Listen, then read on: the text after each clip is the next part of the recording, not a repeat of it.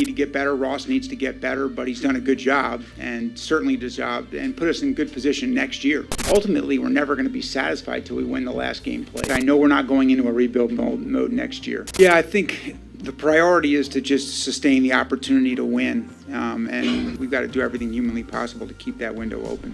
What's up, everybody, and welcome back to the channel. In this one, folks, we are going to be looking at the Toronto Blue Jays offseason as a whole and kind of relating it back to some of those big promises that were made by the front office at those infamous end-of-year press conferences. Before we do, I encourage you guys to hit the like and smash the subscribe button if you enjoy Toronto Blue Jays content and discussion. All right, folks, let's get into it. So as we can see from Mark Shapiro's end-of-year press conference, the big priority this offseason was to just sustain the opportunity to win. You know, keep that window open as long as possible and potentially and hopefully even get better. I didn't actually include it in the edit that I had at the beginning of this video, but Mark Shapiro, he also alludes in that interview to the fact that he wants this team to win 90 games in 2024. So with all of that being said, where are the moves? When we first heard that press conference, I think a lot of Toronto Blue Jays fans, myself included, were looking at this offseason and starting to get excited, you know, thinking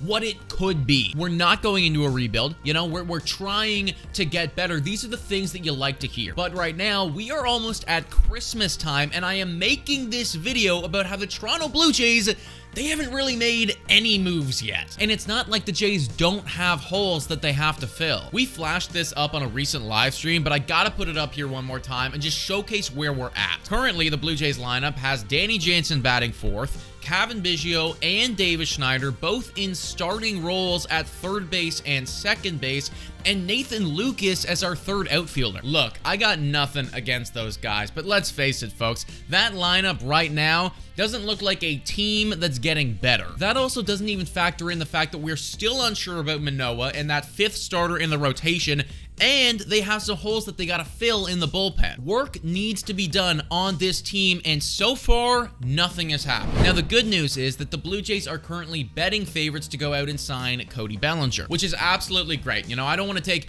anything away from the prospect of getting Cody Bellinger. He would be phenomenal for this team, but I also got to think, you know, and I got to ask you guys as well. Let's say that the Jays go out and they do get Cody Bellinger, because there's still a good chance that they don't actually get him, but even if they do bring in Cody Bellinger to this team, are we better than we were last year? Whoa, time for your daily Betway breather. A quick reminder that the best place to bet is on Betway. Must be 19 years of age or older to play. In collaboration with iGaming Ontario, please bet responsibly. Now, back to the content. Let's say you get Cody Bellinger, right? He slots into the lineup and Nathan Lucas goes to the bench. So you upgrade right there.